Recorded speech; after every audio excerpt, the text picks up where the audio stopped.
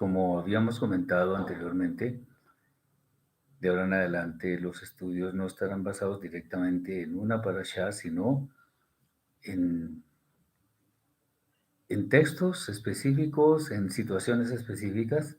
Por supuesto, trataremos de mantener un orden, pero no vamos a limitarnos a los textos de una parashá.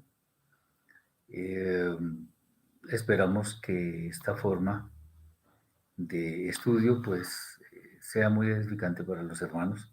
Vamos a tener un poco más de libertad sin salirnos obviamente de lo que dice la Torah, eh, y vamos a poder explorar un poquito más algunos textos interesantes y obviamente basados en la lengua hebrea. Entonces, este ya es la primera enseñanza del ciclo nuevo y sin más preámbulo, vamos a entrar en materia. He querido, eh, digamos, empezar con un tema que es hermosísimo, por supuesto, tiene que ver con los primeros textos de la Torá, y lo he llamado las maravillas de la creación. ¿Por qué? Bueno, al principio eso fue lo que sucedió. Cuando nosotros nos sumergimos en el estudio de la Torá, no podemos menos que sentir que estamos ante una obra que no tiene igual. Porque la Torá nos muestra, entre muchísimas cosas que son dignas de elogio por parte del ser humano, la creación del universo realizada por la mente infinita del Eterno, con muchísimas y variadas maravillas que la mente humana ni remotamente sería capaz de idear con tanta sabiduría como la que el Eterno prodigó a su creación. El estudio que estamos por comenzar solo trata de esbozar algunas ideas de la extraordinaria obra que tuvo un comienzo y de la cual obviamente todos los seres humanos formamos parte. Y esto es con el fin de conocer algo más en detalle y basados en la lengua hebrea, que es la original de los textos, para que nuestro ser tenga motivos más que suficientes para enaltecer el nombre del Eterno. Bendito sea, a Él toda gloria, todo honor, toda honra. Vamos a empezar con un tema que es sumamente importante y que siempre se ha prestado a malas interpretaciones. Entonces, comencemos haciendo una pregunta y es, ¿quién es Elohim? Estamos hablando de los textos hebreos, entonces, ¿quién es Elohim? Bueno, la inmensa mayoría de las Biblias que todos conocemos traducen la palabra, el vocablo Elohim, lo traducen como Dios, porque a juzgar por la mayoría de personas, el común de todos, pareciese que ese es el término que se refiere a quien con tanta sabiduría realizó la creación del universo, alguien que trasciende, alguien que técnicamente es inalcanzable. Sin embargo, como ya hemos comentado, acudiendo al sentido que tienen las palabras en la lengua hebrea, la cual es aceptada por la mayoría o por todos los estudiosos sinceros, como aquella que corresponde a los textos que originalmente fueron escritos en la Torá y los demás libros de la escritura, o incluida la Brit Hadashah, lo que vemos es algo muy distinto. La palabra Elohim, la palabra Elohim significa jueces, poderes, autoridades, y esto en sentido general. Cualquier persona que mire una traducción de un diccionario hebreo, pues se dará cuenta que Elohim no significa Dios, aunque muchos seguramente sí pondrán la palabra Dios, pero por la fuerza de la costumbre de traducir de esta forma. Empezando porque la palabra Dios no está en la lengua hebrea, eso no existe en la lengua hebrea. Es el plural, sí, Elohim es una palabra plural, del vocablo Eloa, que aparece, no sé, 2 veces en la escritura, y que obviamente se refiere al Eterno, pero bueno, ese no es el tema que queremos mencionar. Lo interesante con la palabra Elohim es que puede referirse al Eterno, puede referirse también a personas. ¿Y esto cómo así? Dependiendo del contexto en el cual aparezca este vocablo. Vamos a ver algunos ejemplos. El primero lo encontramos precisamente en el comienzo de la Torah, que es Bereshit, capítulo 1, versículo 1, que dice, en el principio creó Elohim los cielos y la tierra. Obviamente este texto se refiere al Eterno, de quien sabemos que realizó la creación del universo. Él hizo todo lo que existe. Pero también, por ejemplo, en Teilim, en los Salmos, capítulo 82, versículo 6, dice así, yo dije, vosotros sois Elohim, así está escrito en la lengua hebrea. Vosotros sois Elohim y todos vosotros hijos del Altísimo. En este caso, los Elohim, porque es plural aquí, se refiere a personas, no al Eterno. Y estas personas, como dice ahí, son tomadas como hijos del Eterno mismo. Entonces no son el Eterno. Muy bien. Esto es una de las muchas cosas interesantes que tiene la lengua hebrea, a diferencia de todas las demás. Cuando vemos el significado real de la palabra, entenderemos a quién aplica, otra vez, dependiendo del contexto.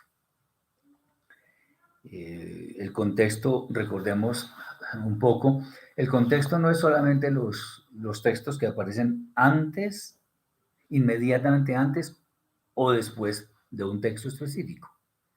El contexto puede ser un párrafo que esté más adelante, puede ser un libro completo de la escritura o incluso el contexto puede ser toda la escritura.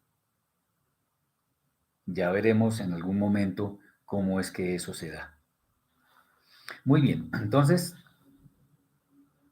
Elohim significa jueces, autoridades, poderes, etc.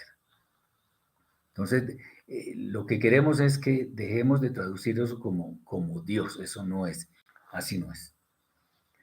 Y obviamente al traducir como Dios hay un desconocimiento de la lengua hebrea. Ok, otra pregunta que queremos hacer es, ¿por qué el creador, el que aparece en el capítulo 1 del libro de Bereshit, es Elohim y no el Eterno? Ya vamos a ver de qué estoy hablando. Cuando nosotros hablamos de el Eterno, nos referimos directamente al nombre hebreo que está conformado por las letras Yod, Vav, E. Y ese nombre aparece muchísimas veces en toda la escritura. La pronunciación de ese nombre está oculta hoy en día. Y por eso nosotros consideramos adecuado llamar a Yod, Vav, E. Lo llamamos con apelativos que son muy respetuosos como el Eterno, el Santo, el Altísimo, el Todopoderoso, el Creador, el Omnipotente, en fin, todo eso. En el capítulo 1 del libro de Bereshit, encontramos que quien ejerce el poder creativo es Elohim.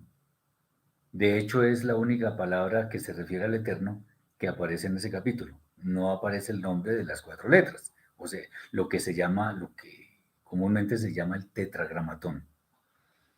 Ese nombre inefable no aparece en el primer capítulo. Una razón que nos parece bastante, digamos, razonable, es que Elohim, la palabra Elohim cuando se refiere al Eterno, es cuando el Eterno actúa con su atributo de justicia. El Eterno tiene muchos atributos. Es justo, es bueno, es misericordioso, es poderoso, es todo eso. Ahora, obviamente no en el mismo sentido que los seres humanos, sino mucho más allá de lo que nuestro propio entendimiento puede llegar a comprender. Bien, cuando aparece el nombre inefable, el nombre, el tetragramatón, o sea, las cuatro letras, Yod, Vav, la escritura nos muestra que el Eterno está actuando con su atributo de misericordia. O sea, no es que solamente esté, en el caso de Elohim, solo con justicia y en el caso de Yod, Eva, solamente con misericordia, sino que normalmente en esas situaciones se ven esos atributos cuando aparecen estos vocablos. ¿Cómo se llega a esta conclusión? Una vez más, por el contexto de todos los textos en los cuales aparecen estas dos palabras, Elohim y el nombre. Ahora,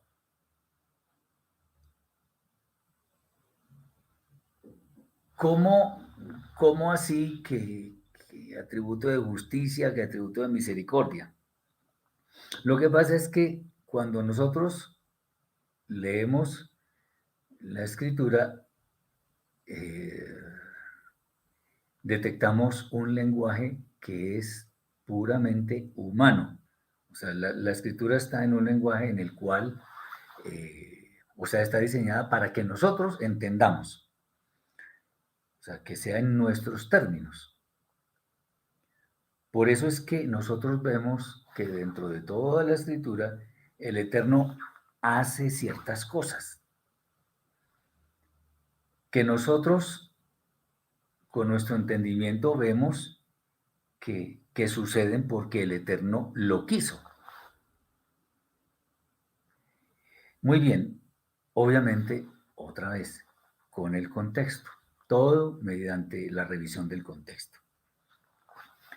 Ahora, para responder a la pregunta de que por qué el creador es Elohim y no el Eterno, y teniendo como contexto el capítulo 1 del libro de Bereshit, la creación obviamente es realizada por Elohim. Ahora, una razón que es bastante bueno, no me gusta utilizar esa palabra en el contexto bíblico, pero digámoslo así para que me entiendan, es como muy lógico. ¿Por qué? Porque resulta que cuando se estaba generando todo lo existente, cuando aparecían las cosas, todo obedecía las sentencias que Elohim proclamaba. Y no había ninguna desviación ni a izquierda ni a derecha. La obediencia con la que se ejecutaban las órdenes de Elohim era absoluta. Ahora, ¿por qué? Porque las cosas inanimadas no tienen facultad para decidir, sino únicamente, digámoslo así, para obedecer. Fíjense que cuando Elohim dice, sea la luz, dice la escritura, y fue la luz. Separó las aguas de arriba de las aguas de abajo, produzcan las aguas seres vivos, etcétera. Bueno, y todo sucedió así, dice la escritura, y fue así. Entonces, Elohim básicamente decretaba algo y ese algo se cumplía sin demora, sin cuestionamientos, no, se cumplía.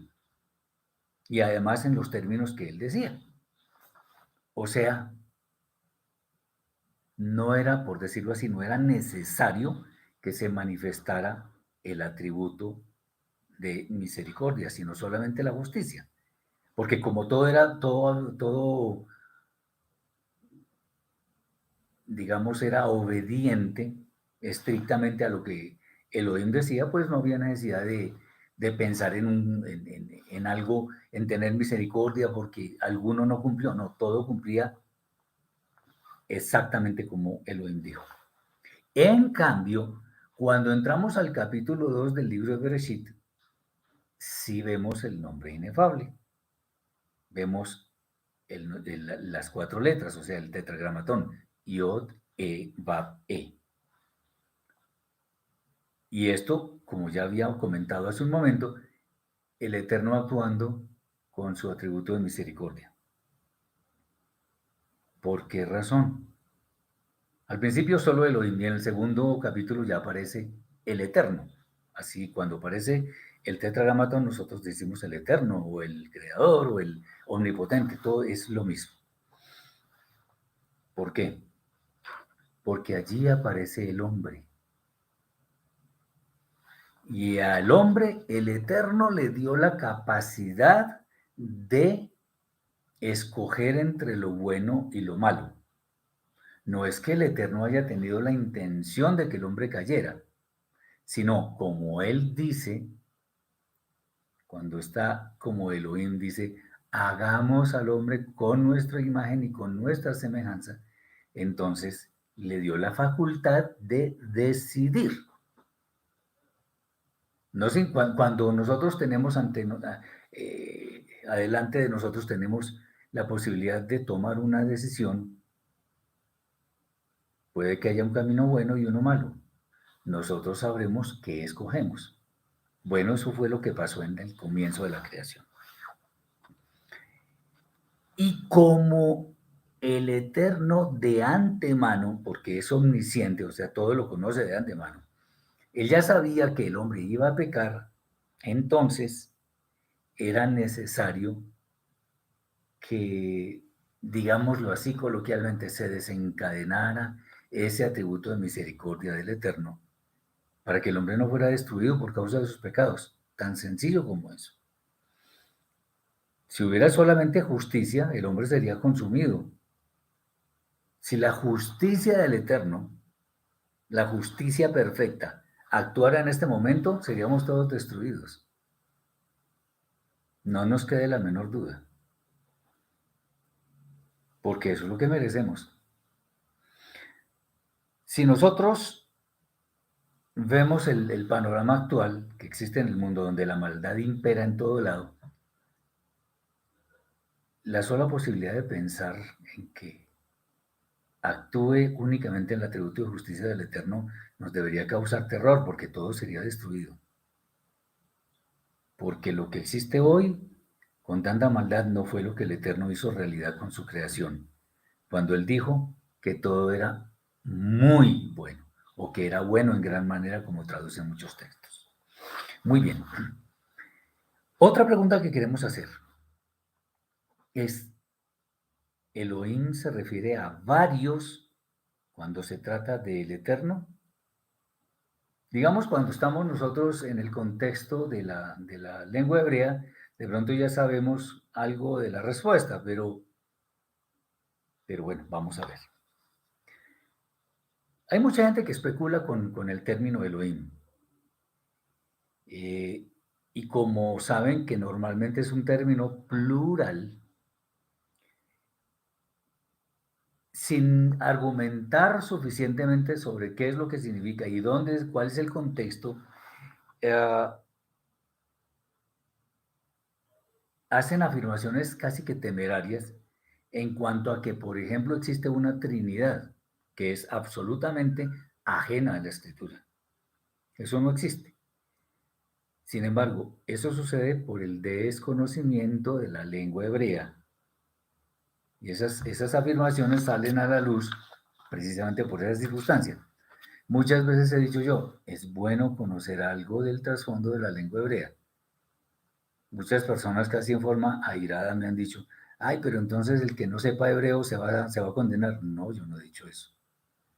Sino que si no tenemos conocimiento básico, o al menos un maestro que nos guíe en cuanto al tema de la lengua hebrea, nos vamos a confundir y vamos a cometer muchísimos errores, al punto de no entender el mensaje que el Eterno le ha dado al ser humano. ¿Qué nos dice la Escritura, especialmente en el primer texto? Dice así, Bereshit bara Elohim et hashamayim ve'et haaretz. El verbo bara Bereshit bara Elohim. Ese término bara es el verbo que está conjugado en tiempo pasado de la tercera persona del pronombre singular masculino. El verbo es el término imperante en esta sentencia. Luego, eso nos dice a las claras que la acción que está dada por este verbo la ejecuta un único ente, un único alguien, no varias personas, sino un solo ente que es afectado por el verbo, no son varios. Es bueno saber que en el hebreo el verbo, si es de una persona singular, está escrito de tal manera que muestra que afecta a una persona singular. Pero si es a varios, pues el verbo también está en una forma que se ve en plural. Entonces aquí no existe ninguna duda. Bereshit bara Elohim. Entonces ahí Elohim no es varios, sino uno. Entonces, en el caso de la creación, Elohim no es plural, o no se refiere a varios entes, sino a un ente singular que es el Eterno. Por cierto, el primer versículo de la Torá nos dice que Elohim creó los cielos y la tierra. Como corolario, si se quiere el término, de esto es bueno saber que la escritura de ninguna manera trata de demostrar que el Eterno existe, sino que su existencia la da por hecha, sin más ni más. Muy bien. Entonces, Elohim es uno en el caso de la creación. Bien. Bueno, y alguno dirá, bueno, cuando Elohim dice, hagamos al hombre, entonces sí eran tres. No, no eran tres. Lo que pasa es que él, por decirlo así, estaba haciendo partícipes a todas las huestes celestiales de la creación de esa obra maravillosa que era el hombre. Es como si les estuviera tomando consejo. También hay otra forma de verlo, y es que si a mí alguien me pregunta, me dice que es cómo debemos hacer tal cosa, y yo digo, veamos quiénes y yo no estoy acompañado, pero veamos es una forma de decir que con la otra persona que vamos a mirar cuál es el asunto que nos interesa, pero finalmente la pregunta me la hicieron a mí solamente. Entonces hay que saber entender la lengua hebrea, por eso no podemos en forma aventurada cometer los errores que se ven en las traducciones más populares. Bien, sigamos con los temas porque hay varias cosas que tratar. ¿Cómo se puede explicar la existencia de la creación? Hay que tener una premisa clarísima y es que el creador y la creación no son lo mismo. Si no fuera así, entonces se estaría diciendo que todo lo que existe es el eterno. Una silla, una piedra, una pared, todo es el eterno. No, creador y creación son dos entes diferentes. Bueno, inclusive eso de que todo es el eterno le llaman panteísmo, que eso es absolutamente contrario a la escritura. Ahora uno dice, bueno, ¿por qué no todo es el eterno? Bueno, vamos a poner, como me enseñaron a mí hace muchos años, cuando uno demuestra con un contraejemplo que esa afirmación no es cierta, pues ya se da por hecho que no es cierta. Una forma de verlo es, bueno, supongamos que todo es el eterno. Bueno, los hombres cometemos pecado, ¿cierto? El eterno no comete pecado. Haz Shalom. Por lo tanto, si nosotros fuéramos parte del eterno, estaremos diciendo que el eterno peca. Otra vez, Haz Shalom. No, el eterno no peca. Entonces, el creador y su creación son dos cosas diferentes. Bueno, ¿y esto qué? O sea, ¿qué queremos demostrar con esto? Bueno, eh, es bueno decir que antes de que existiera algo, antes de la creación, uno le pregunta a muchas personas, ¿qué había antes de la creación? Muchos dicen, pues no había nada. Bueno, yo la respuesta la alargaría un poquito. No había nada aparte del Eterno mismo. O sea, todo lo llenaba el Eterno. Todo, absolutamente todo. Pues todo es no lo que estamos viendo, sino todos los espacios los llenaba el Eterno. Y es bueno saber también que el Eterno no tuvo principio ni tendrá fin. ¿Cómo entendemos esto? Nuestro entendimiento no da para tanto. Podemos entender que no tuvo principio cuando ponemos en una recta, por ejemplo, la representación de los números reales, los enteros o algo así, donde el cero es el centro, uno, 2, 3, los números enteros positivos y menos uno, menos, pero no sabemos cuál es el último número, porque no existe, ni a derecha ni a izquierda. Eso pasa con el Eterno no tuvo ni principio ni tendrá fin. Bien, entonces, si el creador y su creación son diferentes en esencia, ¿cómo es que llegó a existir todo lo que existe? Si todo estaba, si todos los espacios estaban ocupados por el Eterno, Él lo llenaba absolutamente todo. Bueno, varios estudiosos de la escritura llegaron a una conclusión con la cual estamos de acuerdo,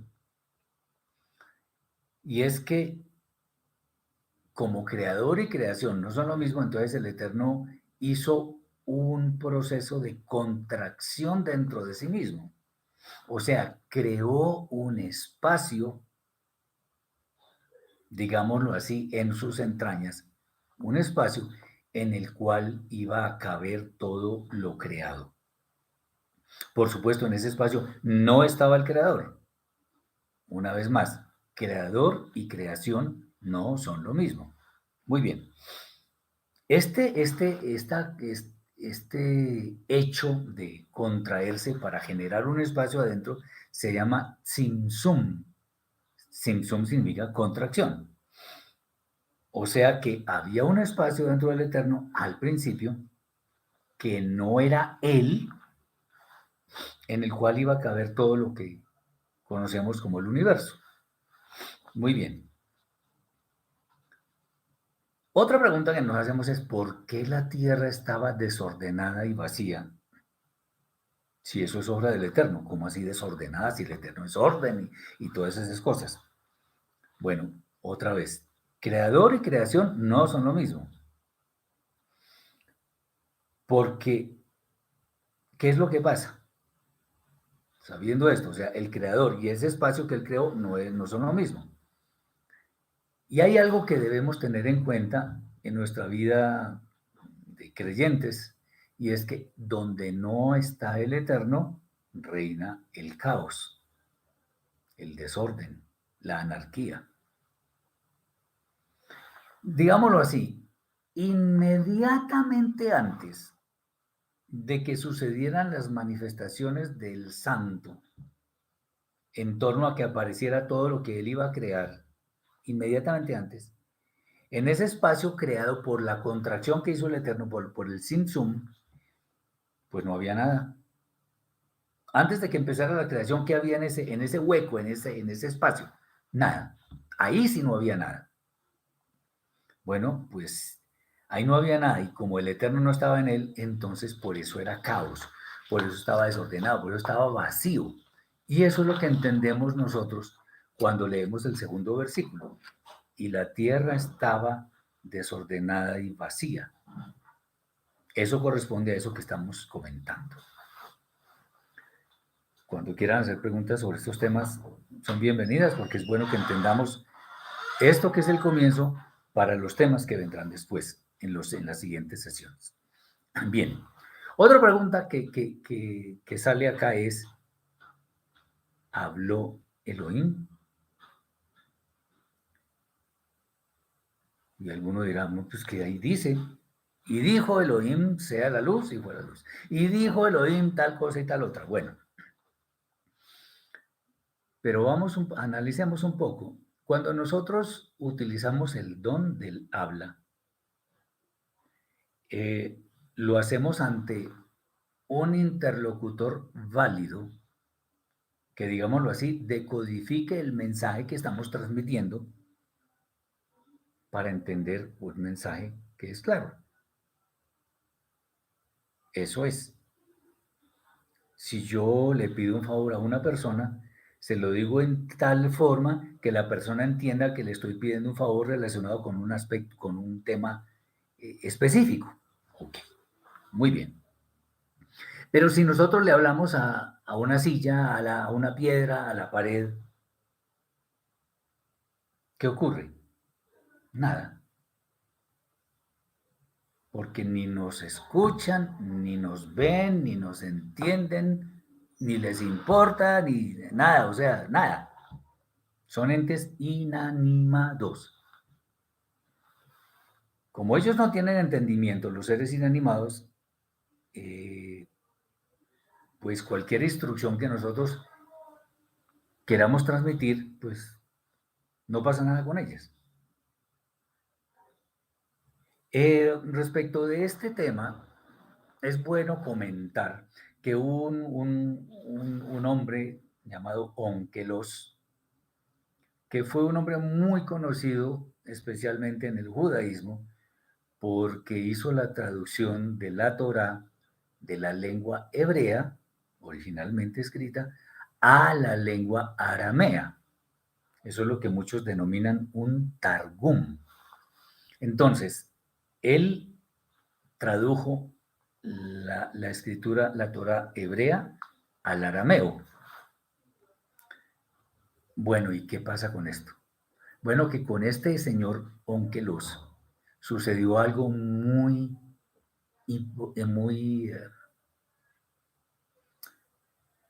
muy interesante. Y es que en los antropomorfismos utilizados en la escritura, especialmente en la Torá, cuando dice que el Eterno vio, dijo, habló, bajó, subió, se movió, no sé qué, él lo que hizo fue traducirlos en una forma no literal, porque en todo esto dice, y dijo, y dio, y la mano del Eterno o el dedo del Eterno. No, eso no, eso no. Eh, eso tiene muchas razones, pero hay una en especial y es que el Eterno es inmutable. ¿Qué significa eso? Inmutable es que no cambia nunca. Eso está escrito, por ejemplo, en el profeta Malaquías, capítulo 3, versículo 6. Dice, porque yo el Eterno no cambio. Sencillo, no cambia. Es el mismo siempre. Permanece inmutable. Pero su poder se ve en todo lo que existe, obviamente. Y por supuesto, no actúa y no piensa como los seres humanos. ¿Se acuerdan por ahí al profeta Yeshayahu Isaías que dice que vuestros caminos no son los míos y vuestros pensamientos tampoco son los míos? Bueno, eso parafraseando un poco, él dice eso. Y se lo dices porque es así. Eh, entonces, los antropomorfismos que vemos en la escritura, que el Eterno habla, que se mueve, trata todo ese asunto, no es porque literalmente las cosas ocurran así. Bueno, y en este momento es bueno decir, la Torah no se interpreta literalmente en todas partes, ¿no? Hay sitios donde se interpreta en forma alegórica, en forma oculta, en forma misteriosa o en forma literal, pero no en todas partes. De hecho, no todo ocurre en una forma cronológica estricta. Bien, eso lo veremos después. Eh, entonces, porque dice, y dijo Elohim, y vio Elohim, pues porque otra vez volvemos al tema, la escritura está en un lenguaje apropiado para nosotros. Cuando yo escucho, y dijo tal persona, es porque expresó unas palabras que son entendibles para los que están escuchando. O sea, se capta un mensaje, se generó un mensaje y alguien lo captó. Bueno, eso fue lo que hizo Elohim. Bien. Como el Eterno es inmutable, entonces debemos decir, no siente, no sube, no baja, no se mueve, no habla, no hace lo mismo que hacemos nosotros. Ni siquiera se enoja, ni se pone triste, ni se pone alegre. No, no, no, no, no. Y entonces, porque dice no sé qué, que allí, que hubo cierta ira del Eterno. No, eso no es así. Literalmente hablando, quiero decir. Porque el Eterno no tiene emociones, como nosotros la tenemos. No, es que no, él. Además, como él ya lo sabe todo de antemano, pues ya él sabe todo. Hay que tratar de entender muy bien eso para que no nos confundamos posteriormente. Entonces, Onkelos, ahora sí vemos por qué lo nombramos. Onkelos, en la escritura, en la traducción que él hizo, lo que trató de decir fue, cuando suceden este tipo de antropomorfismos son características humanas que se le atribuyen al Eterno en un escrito, no porque las tengan, sino porque, otra vez, porque es un lenguaje apropiado para nosotros. Entonces, cuando él veía una de estas expresiones donde el Eterno hacía cosas, entonces él lo que trataba de explicar es que el Eterno, eh, cuando se veían estos verbos, estas acciones, lo que él explicaba es que sucedía una manifestación irresistible de la voluntad del Eterno. ¿Ustedes creen que el Eterno tenía necesidad de hablar cuando dijo, sea la luz? No era necesario porque Él es omnipotente. Lo puede todo. Él no tenía necesidad de hablarle a nada, porque no había nada. Antes de la luz no había nada en el espacio que había dentro de Él. ¿Se acuerdan lo que estábamos comentando? No había nada. Y entonces si yo le hablo a la pared, alguien dirá que estoy loco, con razón además. No tiene sentido. Entonces, más bien el Eterno hizo una manifestación de su voluntad para que apareciera la luz y fue la luz. Espero que me estén entendiendo porque eso es lo que la Escritura trata de decir. El Eterno no actúa como nosotros, olvidémonos de eso. Él es inmutable, no cambia. Muy bien. Eh, el Eterno no necesita una voz audible para que se cumplan sus propósitos, de ninguna manera. Cuando, por ejemplo, es que leemos el relato que está por allá en el tema de la torre de Babel, que dice, bajemos y confundamos su lengua, o que el Eterno iba a bajar para ver lo que estaban haciendo. ¿Será que es que el Eterno no sabía qué era lo que estaba pasando? No, de ninguna manera. Entonces, cuando dice que bajemos y confundamos la lengua, lo que está diciendo es que la escritura lo que está diciendo es que va a haber una manifestación inminente de la justicia del Eterno. Y eso fue lo que efectivamente sucedió, un juicio del Eterno, porque confundió las lenguas y todo el mundo se tuvo que separar, irse para otras partes. Espero que tengamos en cuenta estos conceptos. Tranquilo a Elohim por un tiempo. Y ahora vamos a otro tema que sigue con el mismo proceso de la creación y es, ¿cómo se sabe cuándo comienza y cuándo termina un día? Bueno, digamos para los creyentes que ya tenemos algún recorrido, ya sabemos cómo es el asunto. Pero bueno, es bueno contextualizar para que tengamos las cosas claras y podamos dar una explicación a las personas que no conocen. Muy bien. En la mayoría de los países del mundo actual se ha establecido que el día comienza a medianoche y termina a medianoche. Cuando se habla de las 12 de la noche, entonces a las 0 horas y 5 minutos ya es el día siguiente. La pregunta es, ¿eso es lo que enseña la Torá, cuyo autor es el Eterno, que es el creador del universo?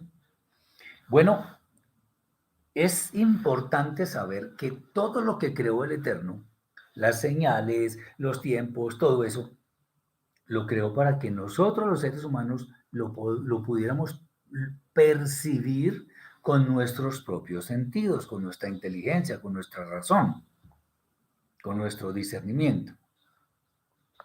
O sea que para observar las señales del Eterno, especialmente las que dice la Torá, no es necesario utilizar ningún aparato electrónico sofisticado, no. Nuestros ojos, nuestros oídos, nuestro olfato, lo que sea necesario. Dice, por ejemplo, en Bereshit, capítulo 1, versículo 5, dice, y fue la tarde y fue la mañana un día. Entonces, de acuerdo con lo que estamos leyendo ahí, el texto comienza en la tarde, o sea, básicamente cuando comienza a oscurecer y termina igual, porque ahí empieza un nuevo día.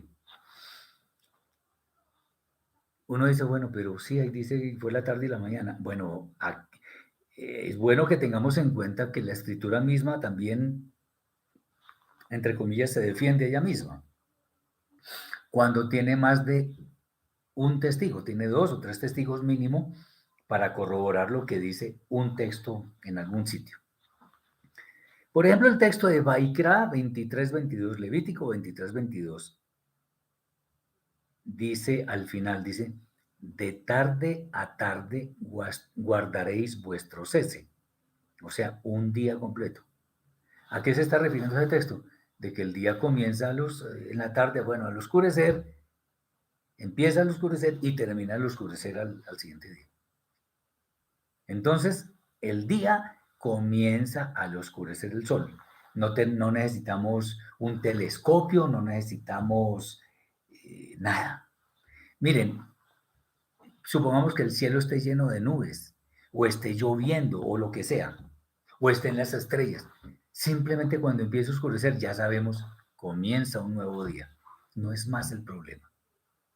No es que tengamos que tener un reloj y tengamos que tener el cielo descubierto para saber la constelación tal en qué posición está y la galaxia no sé qué. No, ya sabemos. Está oscureciendo, comienza un nuevo día. Por eso es que en este momento cuando saludamos Shabbat Shalom, es porque ya comenzamos el día de Shabbat. Pero en el mundo todavía es viernes, o sea, el sexto día de la semana. No, lo que está escrito es que ya comenzó el Shabbat. Porque si no, entonces deberíamos hacer estas conferencias a las 12 de la noche, 1 de la mañana, algo así. No. Obviamente decimos 12 de la noche, 1 de la mañana, porque es el horario convencional. Pero ya sabemos que no es así. Muy bien. Entonces el día comienza con el ocaso del sol, empieza con el ocaso del sol y termina igual con el ocaso del sol. Muy bien. Aquí hay otro tema supremamente interesante. Aunque a veces puedo emplear un lenguaje un poco técnico, yo espero que sea lo suficientemente cercano a mis hermanos para que puedan dar defensa adecuada de estos temas. La pregunta que quiero hacer es si es bíblica la teoría del Big Bang. ¿Cómo así la teoría del Big Bang? En cuanto a que eso fue lo que dio comienzo al universo. Bueno, para explicar este fenómeno tan particular, cuya teoría está tan arraigada en todos los lugares del mundo, es bueno decir que la creación ocurrió más o menos como voy a comentar. Dice, la materia era un punto infinitamente pequeño y de altísima densidad, que en un momento dado explotó y se expandió en todas las direcciones, creando lo que conocemos como nuestro universo, lo que incluye también el espacio y el tiempo. Esto ocurrió hace unos 13.800 millones de años. Ni siquiera tienen la seguridad de cuándo fue, pero bueno, eso es lo que dicen. Bien, resulta que, bueno, el Eterno nos da muchas herramientas para ver si esto es cierto o no. Para el tema de la teoría del Big Bang, es bueno citar, por ejemplo, la ley de la entropía.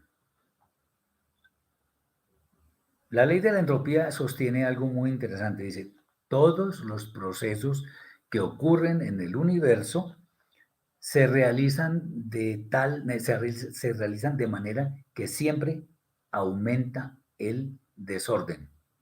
Bueno, esto ha sido probado en laboratorios. La entropía es una ley, una de las leyes de la termodinámica, pero esto no es lo que importa. Lo que dice esa teoría es esto, que el mundo siempre tiende a estar más en desorden. Esto ha sido probado y existen fórmulas para calcular, bueno, en fin, todo eso. Cuando ocurre una explosión de cualquier naturaleza, la que sea, debería ser muy claro para todos que lo que ocurre inmediatamente después de esa explosión eh, es mucho desorden.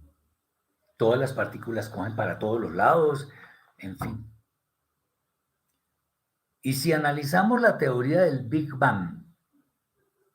del Big Bang, a la luz de la ley de la entropía, que eso sí está probado suficientemente, ahí nos encontramos que el proceso creativo, el proceso de la creación del eterno, que además guarda un orden muy marcado, no armoniza con el orden con el cual el universo fue creado, pues se trata de una supuesta explosión que sucedió al comienzo del tiempo.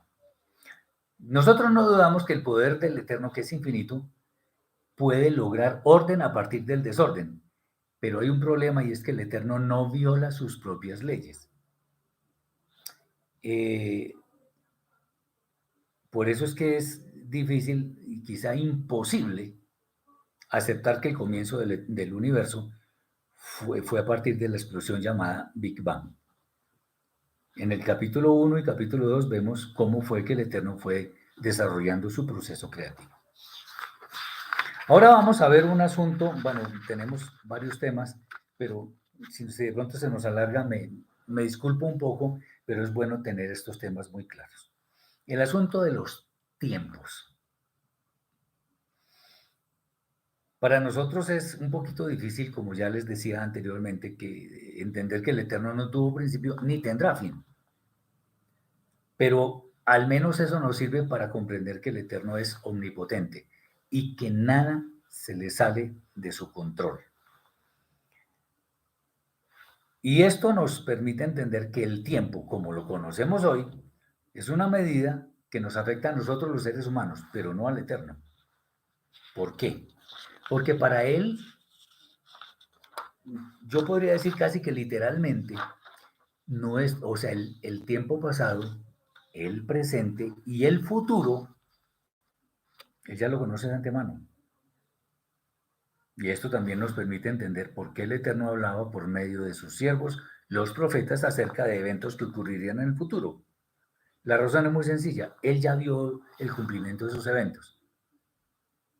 Lo voy a decir coloquialmente, no le costaba ningún trabajo decir algo que para él es obvio, que él ya sabe que va a ocurrir y que para él ya ocurrió, porque digamos que para el tiempo en términos del Eterno, o sea, el tiempo no afecta al Eterno. Todo está al frente, aquí está el pasado, el presente, el futuro, es lo mismo para él. Para nosotros no, para nosotros es secuencial, para él no, todo está al mismo tiempo, porque él es todopoderoso. Muy bien, ahora vamos a leer lo que está escrito en Bereshit, Génesis capítulo 1, versículos 14 al 16, dice, y dijo Elohim, haya lumbreras en la expansión de los cielos, para diferenciar entre el día y la noche, y sirvan para señales, y para las estaciones, y para días y años, y sean por luminarias en la expansión de los cielos, para alumbrar sobre la tierra. Y fue así, otra vez, manifestación de la voluntad del Eterno, y fue así. Y puso Elohim las dos grandes lumbreras, la lumbrera mayor para regir el día y la lumbrera menor para regir la noche. Bueno, claramente las luminarias creadas por el Eterno tienen varias funciones, una de las cuales es servir como señales para delimitar el tiempo. Y eso lo podemos ver en esto que voy a comentar en este momento. La lumbrera mayor, que es el sol, nos da la luz del día, pero también nos sirve para definir las estaciones, las cosechas y los años. Científicamente, hasta la saciedad ha sido demostrado que la Tierra, nuestro planeta, demora un año, o sea, 365 días y un cuarto de día 365.25 días en dar una vuelta alrededor del Sol. Por eso es que cada 4 años hay un día más en el año para completar, o sea, cuatro años conforman 4 cuartos, o sea, un día más. Y ese año está dividido en 12 meses, regulares o irregulares, pero son 12 meses y suceden, digamos, en este momento funciona perfecto. Otro asunto es que la Luna tiene un ciclo de 29.5 días, que es el tiempo en el cual la Luna da una vuelta alrededor de la Tierra. O sea, lo que hace la Tierra alrededor del Sol, la Luna alrededor de la Tierra lo hace en 29.5 días, lo cual define qué es un mes lunar. Por eso hablamos de la luna nueva. Bueno, ahora hablamos de eso. Interesante saber que el día lunar y el mes lunar tienen exactamente la misma duración. Eso se explica en la medida en que sabemos que la luna siempre presenta la misma cara todo el tiempo hacia la Tierra. Y finalmente, la rotación de la Tierra, entonces estamos hablando ahí de un mes lunar. La rotación de la Tierra sobre su propio eje dura 24 horas y, bueno, una fracción de segundos. Y normalmente, o aproximadamente, son 12 horas de oscuridad y 12 horas de luz. Eso son 24 horas. Esto es lo que la Torah define como un día. Y fue la tarde y fue la mañana un día. Bueno, ¿y qué con esto? Lo primero que hemos de decir es que el día en la Tierra, el mes lunar y el año solar no guardan absolutamente ninguna relación entre ellos. ¿Qué tiene que ver la rotación de la Luna, la traslación de la Luna alrededor de la Tierra con la que hace la Tierra alrededor del Sol? Ninguna relación. Sin embargo, estas medidas que hemos comentado nos ayudan a definir aspectos como las cosechas, definidas por el año solar, las fases de la Luna y las fiestas del Eterno, las que están en la Torá, están definidas por el mes lunar, y los momentos de cada día en la Tierra, que es la porción clara y la porción oscura de un día. Cuando nosotros sumamos 12 meses lunares, obtenemos 354 días. O sea, 29.5 por 12 nos da 354. Y obviamente no es el mismo número de días de un año solar. Por esta razón es que algunos sabios de la antigüedad se idearon un mecanismo mediante el cual se podían armonizar los dos calendarios, o sea, el año solar y el año lunar.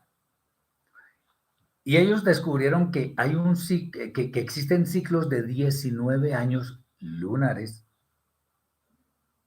de los cuales 7 de esos años, bueno, por ahí está la descripción en algún sitio, 7 de esos años se llaman años embolismales porque tienen un mes más, o sea que hay años de 13 meses lunares.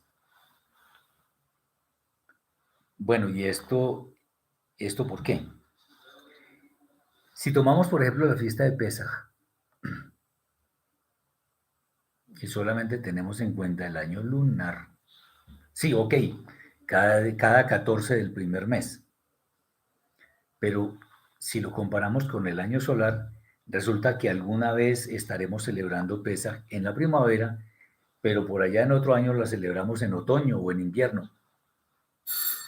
¿Y es eso lo que está escrito en la Torá? No.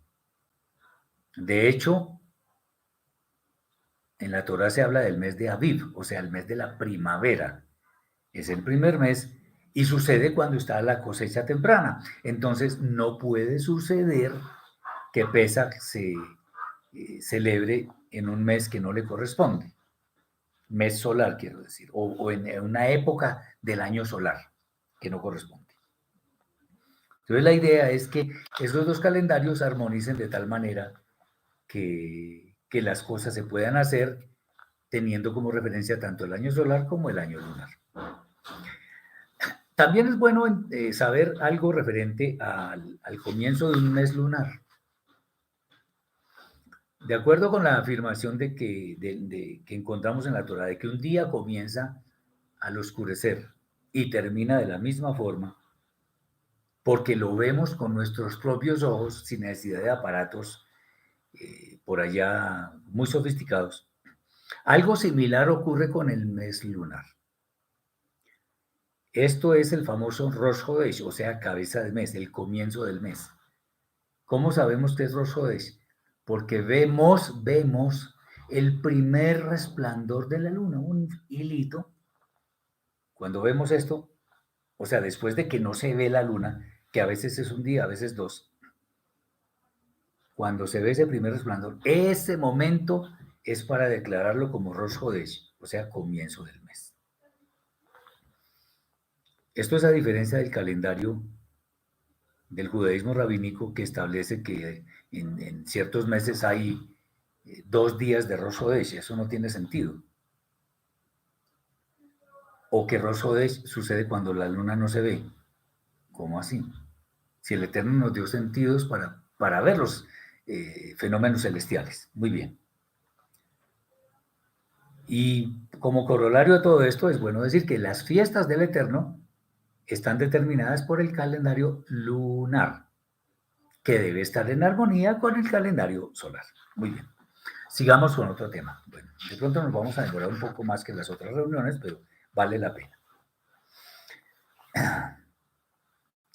El Shabbat. ¿Qué significa el Shabbat?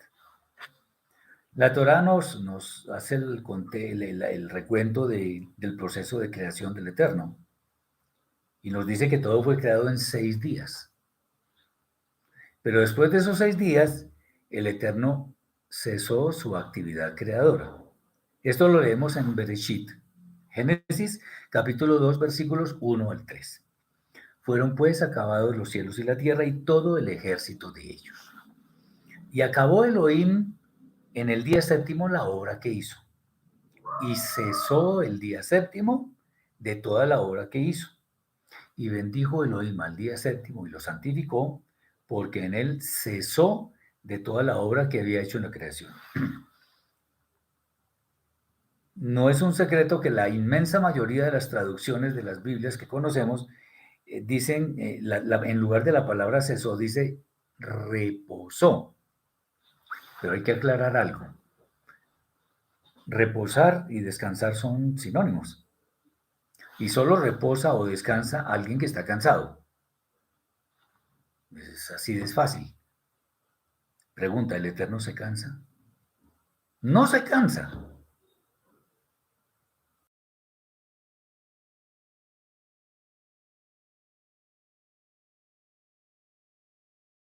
Él no se cansa porque a él nada le cuesta trabajo.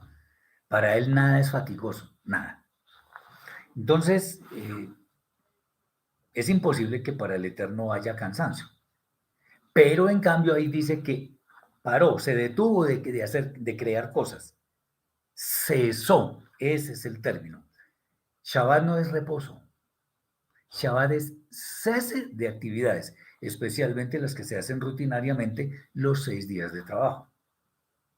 Eso lo vemos por allá en Shemot, capítulo 20.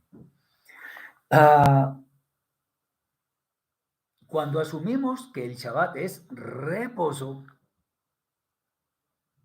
entonces podríamos decir que la mejor forma de cumplir en el Shabbat es durmiendo todo el día, descansando todo el día, porque es reposo.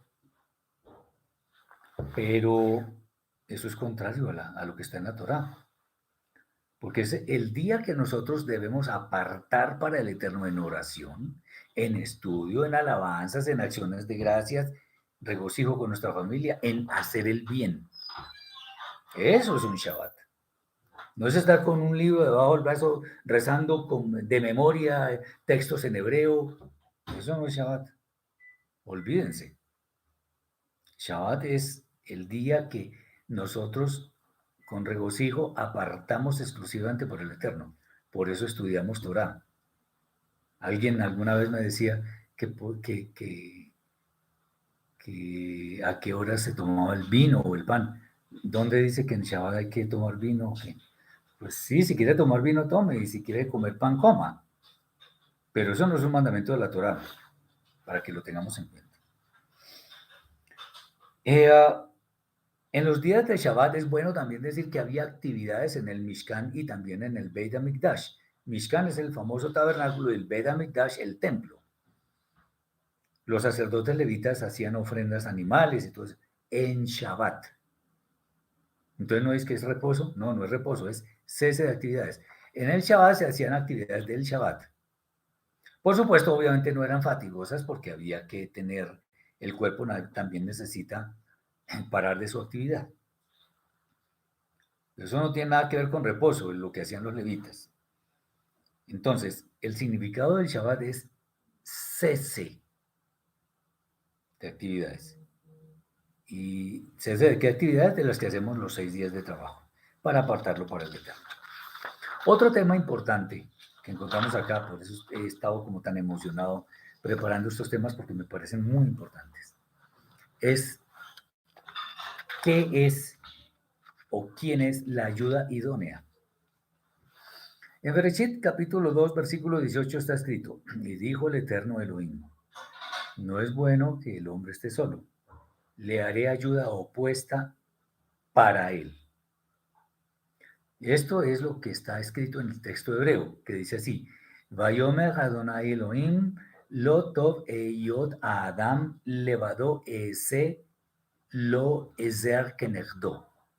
Bueno, esta última palabra, la palabra kenegdo, cuyo significado es opuesta para él, se relaciona con la expresión midá keneget midá, que significa medida por medida.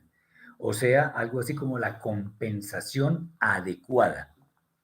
De donde kenegdo, la última palabra, implica una ayuda que está enfrente del Shabbat, del hombre. Por eso dice opuesta. ¿Y quién mejor que la mujer para complementarlo absolutamente en todo? Y en Bereshit 2:20, 2 versículos después, dice que de las criaturas existentes ninguna podía ser la ayuda opuesta para Adán. Y por ello es que el Eterno creó a la mujer. Por tanto, ayuda opuesta, o lo que llaman por ahí idónea, significa la mejor ayuda que puede tener el hombre, dado que nadie mejor que la mujer complementa al hombre. Y entre los dos hacen más completa su semejanza con el Creador. ¿Por qué? Porque entre los dos generan vida. Nos pregunta John que si se podría ayunar en Shabbat. Pues no, porque el Shabbat es para estar alegres, es para estar plenos, para tener alientos de alabar, para tener alientos de hacer el bien. Cuando se ayuna, pues hay el cuerpo baja un poco.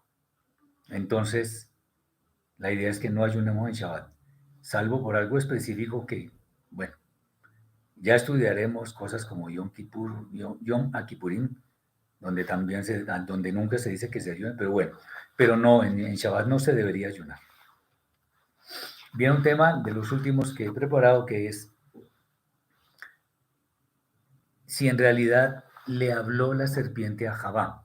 Aunque yo ya hice un video con esto, con este tema, voy a explicar aquí, aprovechando que tengo a mis hermanos conmigo, porque es bueno que entendamos el trasfondo de todo esto. Al leer el texto referente al engaño de la serpiente a Javá, Eva, debemos tener en cuenta algunas consideraciones. Lo primero, el don del habla, ¿de quién es? Es del Eterno. Y Él decide a quién se lo concede. Esto que estoy afirmando explica el hecho de que haya muchas personas que son mudas, no pueden hablar. Otro asunto es que en contraste, por ejemplo, el Eterno le dio la posibilidad de hablar al asna, a la burrita que tenía el profeta Bilam, en una coyuntura muy sensible, porque había la inminente posibilidad de que el pueblo de Israel fuera objeto de grandes maldiciones. Otra consideración que tenemos que tener en cuenta es que este pasaje del engaño de la serpiente no dice en ninguna manera que el Eterno le concedió hablar o le abrió la boca a la serpiente. Ustedes lo pueden leer y no está en hebreo y mucho menos en español, no está. Y finalmente, algo que eh, debemos tener clarísimo es que los mandamientos que el Eterno estableció son exclusivamente para los seres humanos. La razón es que el hombre es el único ser que es capaz de, el único ser pensante, el único ser que es capaz de discernir y el único ser que es capaz de obedecer o desobedecer conscientemente. Eso es lo que tenemos que tener en cuenta. Y de acuerdo con esto que hemos dicho, no parece muy adecuado afirmar que la serpiente habló con Javá y la engañó, porque la Torá habla, al menos en este pasaje, en sentido espiritual. Hay muchos textos, muchísimos, en los que no se debe entender literalmente, sino espiritualmente.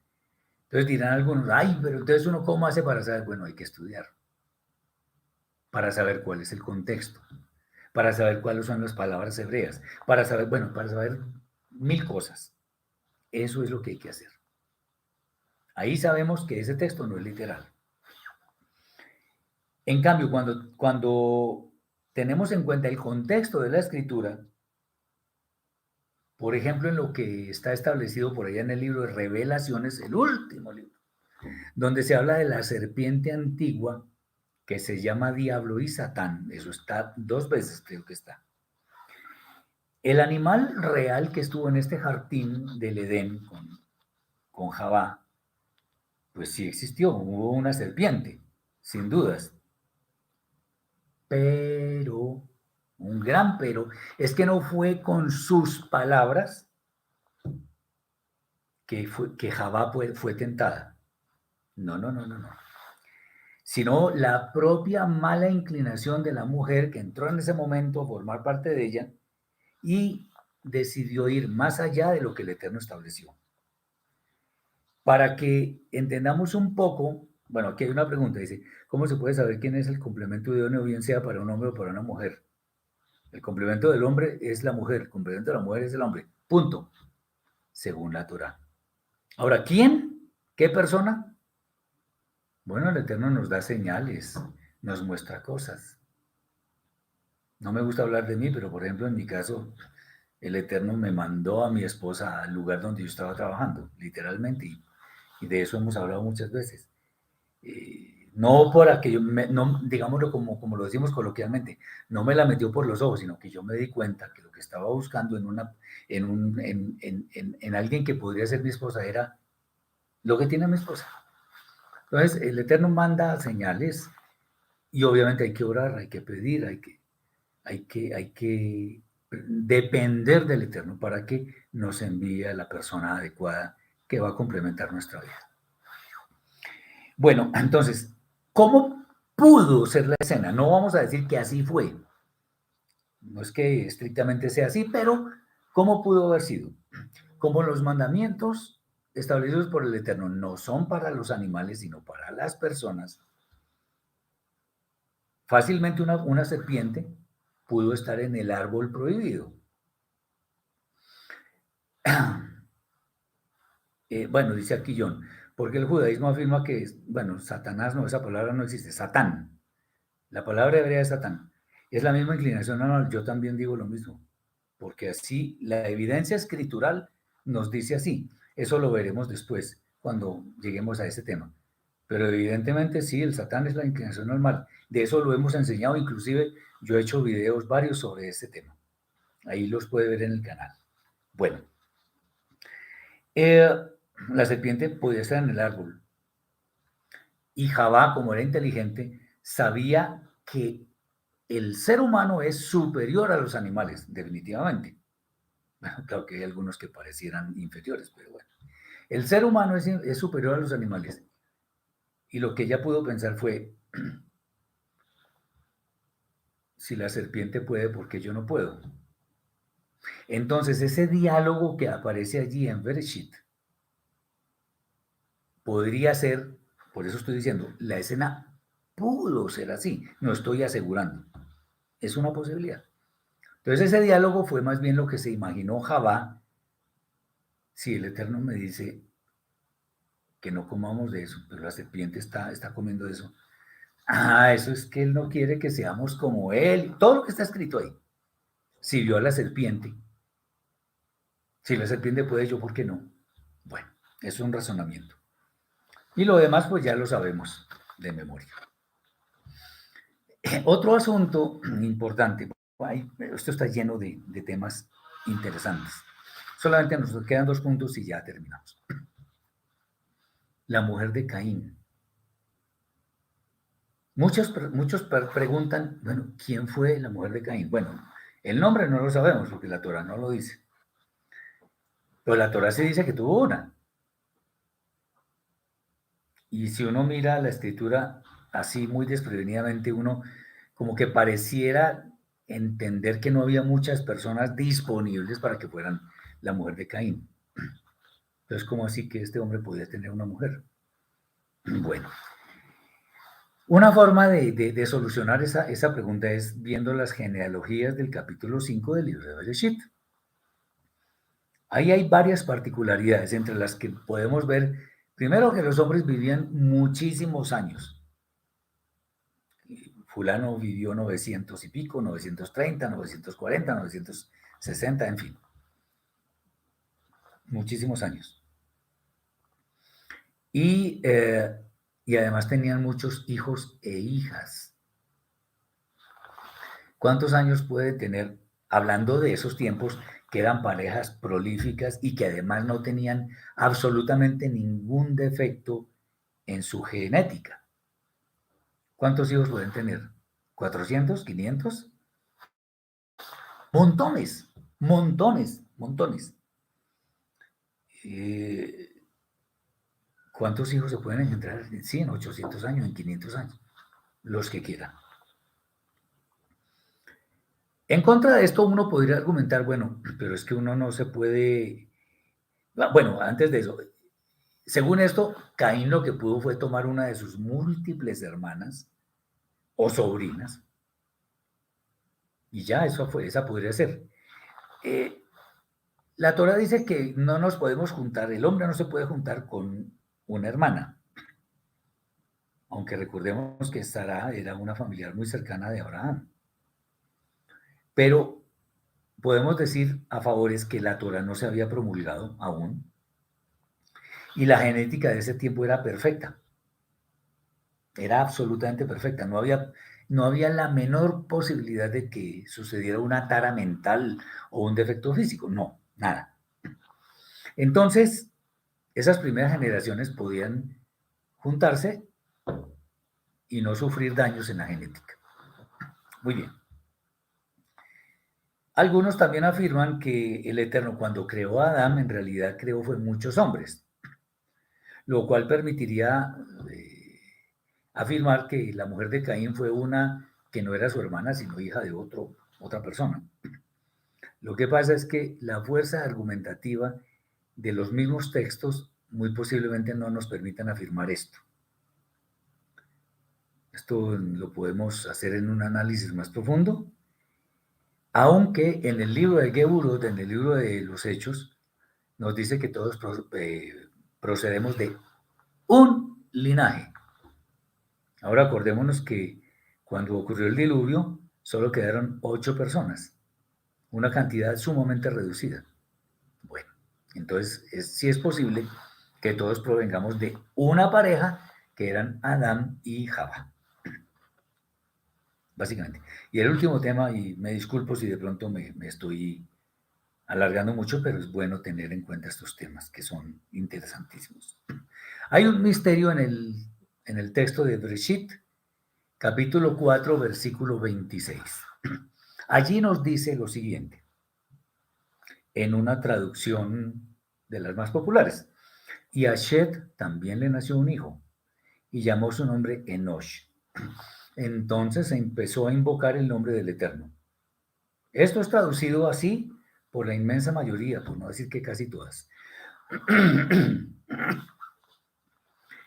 Para ilustrar lo que nosotros queremos explicar, es bueno conocer el texto hebreo, que es el original, y se lee así.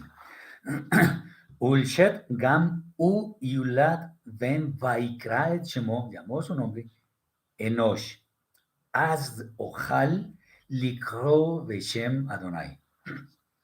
La lengua hebrea tiene una inmensa riqueza, hasta el punto de que muchas expresiones se pueden leer de diferentes maneras. Yo he puesto en diferentes oportunidades una expresión que me gusta mucho, que es Sadik Yesod Olam. La gran mayoría, creo que todas las traducciones dicen de Sadik Yesod Olam, dice, el justo permanece para siempre.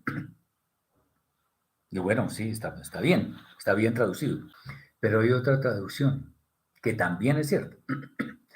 Sadik y Esod Olam se puede traducir como el justo es el fundamento del mundo. Eso permite la lengua hebrea.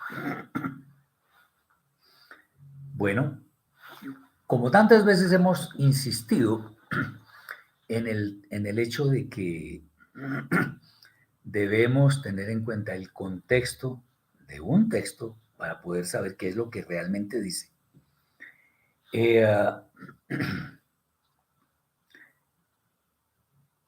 Esta traducción que acabamos de leer, según eso que estamos diciendo, no es la más adecuada. Vamos a ver por qué. En textos posteriores a Bereshit 4:26, especialmente en el capítulo 6, dice que la maldad se multiplicó enormemente en la tierra, hasta el punto de que el Eterno pues destruyó a toda la humanidad, excepto 8 personas, como ya lo dije. Mandó un diluvio de aguas y eso fue lo que acabó con toda la humanidad, quedando solamente 8 personas. Ahora, ¿cómo así? ¿Esa maldad fue un hecho instantáneo? De ninguna manera. Eso fue algo progresivo. Se fue gestando de mucho tiempo atrás hasta el punto de que toda la humanidad estaba llena de pecado. Entonces eso nos lleva a revisar lo que en realidad quiere decir este texto, que es anterior a eso que estamos diciendo. Y este texto se puede leer de otra forma, que es lo que sí corresponde con el contexto. ¿Cómo se debería leer? Y a Shet también le nació un hijo y llamó su nombre Enosh. Entonces se empezó a llamar con el nombre del Eterno. Esta frase última es la clave, porque en lugar de decir que todos invocaban el nombre del Eterno, lo que se podría interpretar como que había un despertar en la santidad del ser humano, lo que sucedió en realidad fue que todos los hombres empezaron a llamar las cosas y todo lo que había con el nombre del Eterno. Entonces se empezó a llamar con el nombre del Eterno. ¿Esto cómo lo podemos saber? Porque aquí dice, Likro Veshem Adonai. Resulta que la preposición la preposición que empieza con la letra Bet hebrea, se puede traducir como en, pero también se puede traducir como por y también se puede traducir con, en, por, con. Entonces puede decirse en nombre del Eterno, por el nombre del Eterno o con el nombre del Eterno, que es lo que debemos traducir acá, porque a eso corresponde el contexto de lo que está escrito en la lengua hebrea. Entonces, cuando todos empezaron a llamar las cosas con el nombre del Eterno, lo que sucedió fue una terrible profanación del nombre del Santo, bendito sea, lo que obviamente llevó a la maldad que imperaba en aquel tiempo, y eso trajo como consecuencia el juicio del Eterno por medio del diluvio. Bueno, es bueno. Este es la primera vez que no trabajamos con una parashá, sino con los temas que están al principio y vamos más o menos paralelos, pero no rigiéndonos por textos. Y quiero dejarles un pensamiento para hoy referente a este tema de las maravillas de la creación, y es que todo lo creado es perfecto. Cuidemos la creación y especialmente todo lo que nos ha sido dado. Espero que esto haya sido de bendición para mis hermanos, que le saquemos mucho provecho a lo que está escrito en la lengua hebrea, que es lo original, y que el Eterno nos dé mayor entendimiento, porque eso es lo que queremos. Queremos entender las verdades que están escritas en la Torá de vida. Les deseo muchas bendiciones. Es una delicia poder hacer esto para mis hermanos y espero que esto sea bendición para todos. Les deseo mucho regocijo, mucho bienestar, mucha bendición en sus cuerpos, en sus almas, y que el Eterno sea propicio a ustedes en todas las peticiones de su corazón. Que el Eterno les bendiga hoy, mañana y siempre. Shabbat Shalom.